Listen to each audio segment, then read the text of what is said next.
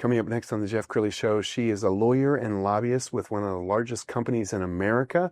She's passionate about giving back to her community and leadership. You'll hear her incredible journey just ahead.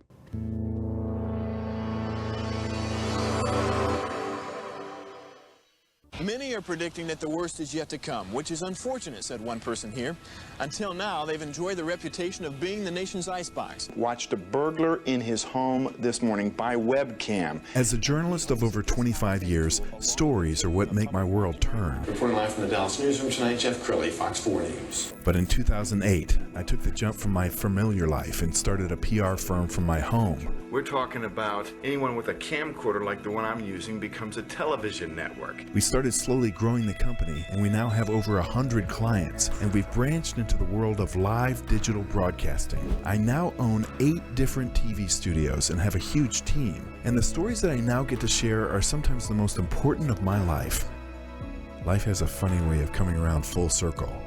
This is the Jeff Crilley Show. All right, we are a proud tenant of Lincoln Center. We've been here for 10 plus years, and every month when I write my check, I write it to TIAA. And I had the good fortune of meeting somebody who's a leader with TIAA. She came into our studios the other day, and I said, you have to come on my show. So Caren Lock is here. She is the Managing Director and Government Relations Officer. Thanks for coming on the show. Thank you for having me. It was wonderful, and what a pleasant surprise to reconnect with you last week. Absolutely. Well, so I want people to know just how large this organization is. So you guys have been around since 1918. That's incredible. Yes. Well, since 1918, TIAA has grown from $1 million that was seeded by Andrew Carnegie to create a portable retirement plan. And now we run anywhere between 1.3 to 1.5 trillion. So we've taken that million and we've kind of moved it a little further. And the best part was we were created as a nonprofit, and we still run as a nonprofit. So we're very proud of that. Yeah, you should be. And tell us about your role. What do you do? I'm a lawyer by training, but now that I've joined TIAA, I primarily focus on government relations, which is just a fancy word for lobbying. So I'm a lobbyist for TIAA on the state level. Absolutely. And I know that there has been a decrease in giving over the last few years, and that's a concern for you. So talk a little bit about philanthropy and why it's so important, especially with women and children. Absolutely. Because I'm a first generation, we moved here when I was young as an immigrant. And as an immigrant, you really don't know a lot about kind of how you move around, how to get access to services. And because of that, there were nonprofits who helped my parents out. And I feel like I wouldn't be where I am if I didn't have those nonprofits nurturing me along the way, not only for social services, but also education. I got scholarships along the way. So I feel like it's a moral imperative to give back. And now that I'm at a position where I try to do it not only with money, but with your time. And we always talk about time, talent, and treasure. So I try to deploy those the way I see fit. Yes. And Caren, I know that it's important to lift as you climb. So you are very active in our community. We've got a little slideshow. We're going to put this up on the screen. And I want you to tell us what we're looking at. So what is this? Oh, this is at Baylor Law School. Well, it's at Baylor University earlier in the year where I was the keynote for their Asian American Heritage Month. And the reason why I am so involved with Baylor is because they were generous to ensure that I got my law school education, but they really walk the talk too, no matter what. They come out and they support. So that was my one opportunity to give back. So I was very happy about that. All right, we've got some more pictures. This is the team that put the event together, and they have a luncheon where they invite folks on campus as well as some of their partners. So this was the team that helped put the event together. Beautiful. And this is how I show my age, because some of those beautiful women were professors of mine in law school. Not all of them, but they came out kind of en masse to support me because they knew me when I was, a scrappy, uneducated in law, lawyer to be, and now I'm a lawyer, and so they were welcoming me back. They have to be so proud. this is the luncheon. It was a pretty big space. I was so impressed with how many people showed up and how many questions they asked of me, Wow. which I love because I want people not just to come for the food, but to listen and they heard Absolutely. my message. Well, talk about your keynotes. When you give keynotes, what do you talk about? Depends, because I obviously, the same way when you and I were talking, like, what do you think would be most beneficial to your audience and what do they want to hear?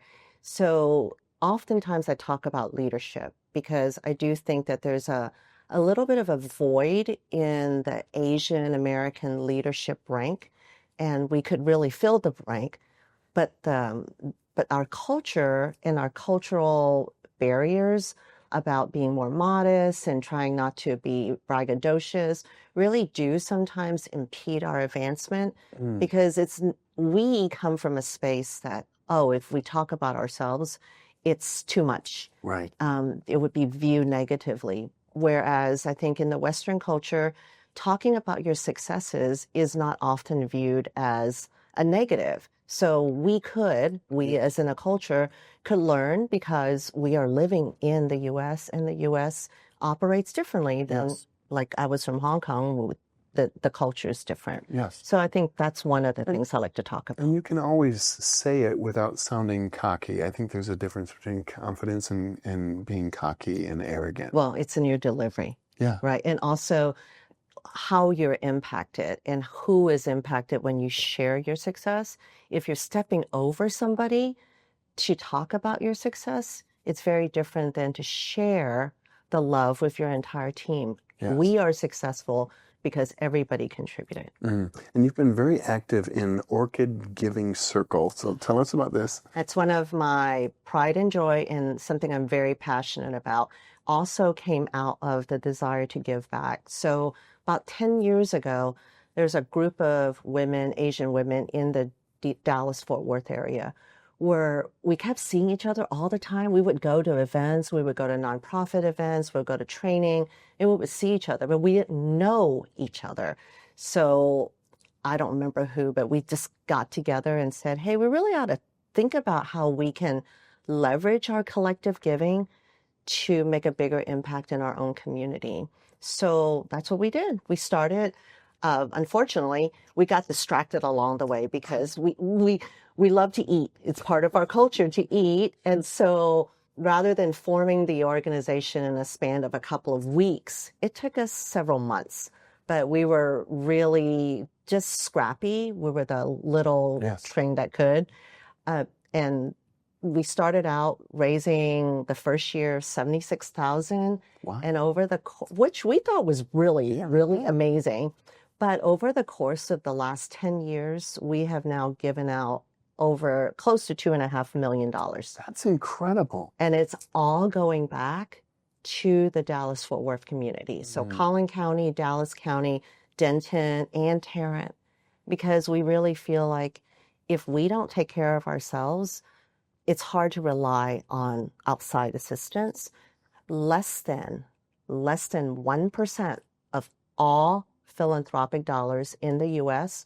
are deployed to nonprofits that serve Asian Americans. Wow. When I say less than 1%, I'm actually talking about 0.2%. Oh my goodness. And that's stayed the same, unfortunately. So we just said, you know what, we're going to do it ourselves. We're going to do it, and the money we raise all goes back, except for the very small percentage that goes to the fiscal sponsor, which is at Communities Foundation right now. And tell us about the quality of the membership, because you have like some really high quality women, don't you? Well, we like to think so, but we're also fun. So not only are they all Asian women executives, they are all very giving and generous. When we vet members or applications, what we look for is to make sure that you have a vested interest in the community. You've demonstrated that by your continual support. So not just episodically, I'm going to come in and go to a luncheon because it's fancy. We don't care about fancy. Yeah. We care about impact, and we care about sustainable impact. So we're over 100 people now. We started out with like 12 of us. So yeah, we're definitely over 100. So Let's talk very more. happy. Let's talk more about leadership, because I think many women struggle with this. The imposter syndrome. Both men and women can have it, but many times, a female boss who is assertive is not viewed the same as a male boss that's assertive. So talk about leadership style. Absolutely. I think one of the things that make women so good at being leaders is our empathy and our awareness of how others view us. But then conversely, we get so focused on how others view us that sometimes we kind of lose the forest for the trees. And I recognize that there is a different delivery style. When we were talking about success, depending on how you deliver the message. So I think women can absolutely be viewed in a more harsh light, because we can, when we're aggressive, we are viewed as, So, but I think it's also in a matter of delivery, because if you're overcompensating as a woman by, trying to outperform, Sure. or worse, talk over others, that certainly contributes to it. But I know lots of very successful women, locally, as well as my CEO. My CEO is one of only 2 African-American CEOs, African-American women CEOs in the Fortune 100. Wow. So it's amazing. You can do it. It's just you have to be a little bit more self-aware. And I think you need to read the room better. Let's talk about the power of mentorship, because I think everybody, male or female, needs mentors in their lives, and they need to mentor others. Mentorship is critical. You can call it mentorship, or you can call it having a group of your board of directors. I think of it that way. And your board of directors could be people who are in your circle. It could be people who are in your profession or not in your profession. But we all survived and we got to where we are because of mentorship. Sometimes you just need to know that the world is okay and that you're doing just fine.